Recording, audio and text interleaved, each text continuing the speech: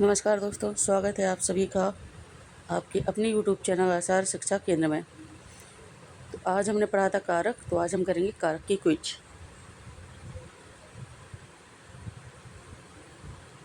Easy से 20 question है आपके लिए। आंसर मैंने दिए हैं साथ में, लेकिन बाद में आप कमेंट में आंसर ज़रूर बताना कि आपने कितने आंसर सही किए हैं। तो चलिए स्टार्ट करते हैं क्विज। क्वेश्चन 1, प्रश्न नंबर 1, संज्ञा या सर्वनाम का क्रिया से संबंध बताने वाले रूप को क्या कहते हैं? लिंग नहीं कहेंगे, वचन भी नहीं कहेंगे, काल भी नहीं कहेंगे, क्योंकि लिंग कहते हैं स्त्री अथवा पुरुष का बोध करवाने वाले शब्द को। वचन कहते हैं संज्ञा की संख्या को। हमें बताना क्या है? क्रिया से संज्ञा या सर्वनाम का संबंध, तो ये हमारा कारक हो जाएगा। नेक किस कारक का विभक्ति चिन्ह है? तो हमने ट्रिक से याद किए थे, कर्ता ने कर्म को क्या आया? कर्ता ने, अर्थात कर्ता का कारक चिन्ह ने हो जाएगा। को मुख्यतः किस कारक का विभक्ति चिन्ह है? तो अभी बोला था हमने, कर्ता ने कर्म को। प्रमुख रूप से जो को विभक्ति चिन्ह है वो कर्म का है। हाँ, कभी कभी संप्रदान के लिए भी आ जाता है, लेकिन मुख्य रूप से कर्म का है। राम ने कलम से पत्र लिखा। यहाँ पे राम ने कलम से पत्र लिखा। तो अगर आपसे कारक पूछा जाएगा कि से में कौन सा कारक है, तो कलम को यहाँ पे साधन की तरह से इस्तेमाल किया गया है, अर्थात ये हमारा करण कारक ए वाला हो जाएगा। अगर ये से अलग होने के भाव में होता तब ये अपादान हो जाता। मुझे पुस्तक दो। यहाँ मुझे कौन सा कारक है? मुझे का अर्थ है यहाँ पे मुझको, और कोई भी चीज़ देनी हो, किसी को भी कोई भी चीज़ देनी हो, तो वहाँ पे संप्रदान कारक आता है। पेड़ से फल गिरा। अब देखिए, पेड़ से फल गिरेगा तो पेड़ से अलग हुआ ना। अलग होने के भाव में कौन सा कारक आएगा हमारा? करण तो साधन में आएगा, संबंध तो संबंध बताएगा, और कर्म तो को से आएगा। से है किंतु साधन नहीं है, तो ये हमारा अपादान में हो जाएगा, अलग होने का भाव है। मोहन का घर बड़ा है। यहाँ का किस कारक का चिन्ह है? तो हमें क्या बताया जा रहा है? मोहन का, अर्थात मोहन और घर के बीच में संबंध है कि वो घर मोहन का है। तो यहाँ पे जो का है ये हमारा संबंध बताएगा, संबंध कारक का चिन्ह है। बच्चे मैदान में खेल रहे हैं। बच्चे कहाँ खेल रहे हैं? मैदान में खेल रहे हैं। तो स्थान आ गया, मैंने आपको बताया था स्थान आएगा तो कौन सा कारक हो जाएगा? करण नहीं होगा, साधन में होगा। कर्म नहीं होगा, क्रिया का फर्क पड़ता है।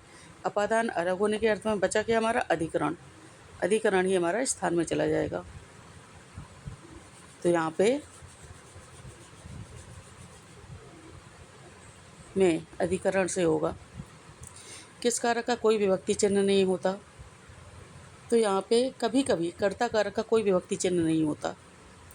जैसे वह स्कूल जाता है, तो हम वह ये थोड़ी ना लिखेंगे वह ने स्कूल जाता है। यहाँ पे कर्ता का कारक चिन्ह ने छुप गया है। ये तो वही सेम है 9 वाला, किस कारक का कोई विभक्ति चिन्ह नहीं होता। 10वां देखते हैं। हे मित्र मेरी बात सुनो। यहाँ मित्र कौन से कारक में है?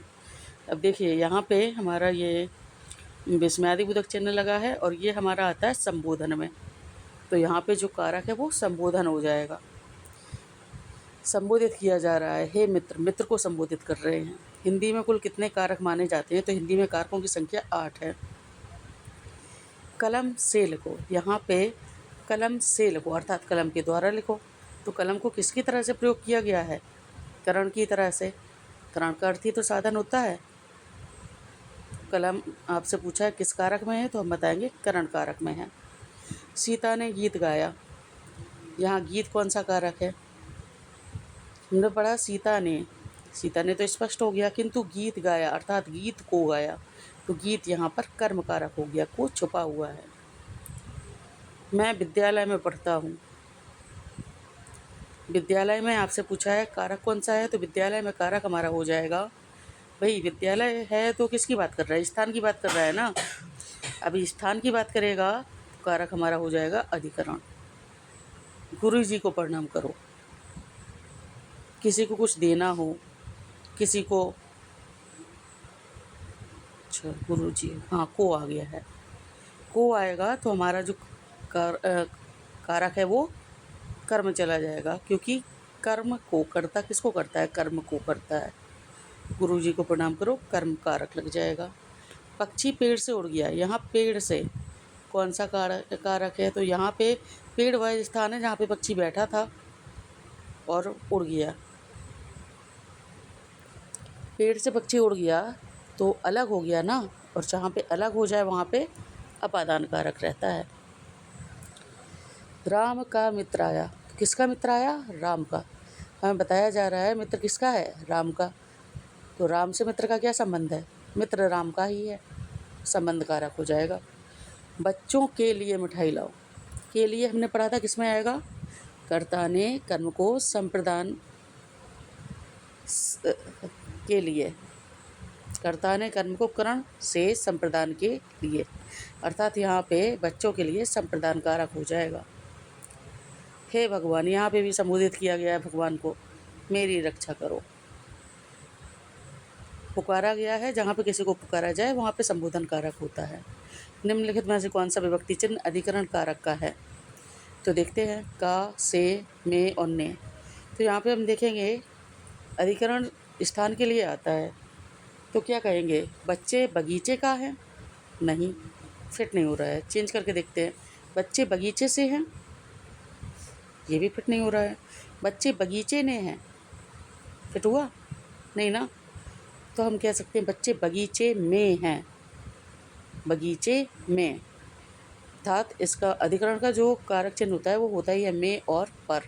तो ये होगा हमारे 20 क्वेश्चन कंप्लीट।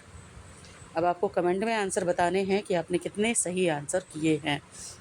आज का क्विज यहीं समाप्त करते हैं, कल मिलेंगे अगली कक्षा में। तब तक के लिए स्वस्थ रहिए, मस्त रहिए और देखते रहिए आपका अपना चैनल आचार्य शिक्षा केंद्र। नमस्कार।